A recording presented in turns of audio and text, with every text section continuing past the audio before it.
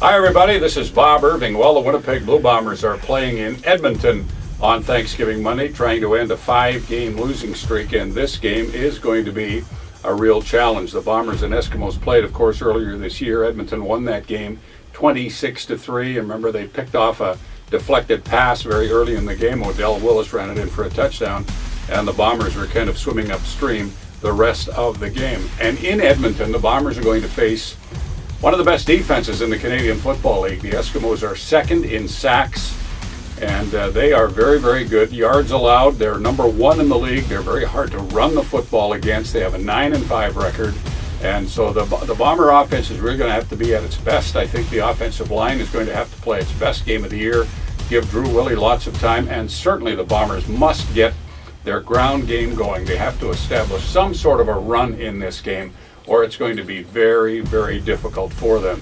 And then on the other side of the coin, well, the Bomber defense cannot afford to tackle as poorly as it did last week in Ottawa, or it's going to be a very long day. The Eskimos have 2 of the best running backs in the league. Their running backs average 7 yards a carry.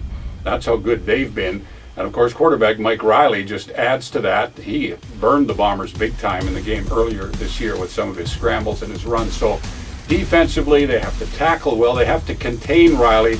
They cannot let him hurt them with his legs. They've got to keep him in the pocket, as the saying goes, make him beat them as a quarterback. Edmonton's passing game is not great. They have one big threat, Darius Bowman, and he's a game breaker.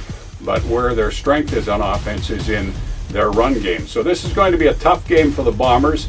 They're going to have to be at their very best, if they're going to win in Edmonton on Thanksgiving Monday. And we invite you to join us for the broadcast. It kicks off at 3:30, and we'll be on the air with the pregame show at 2 o'clock.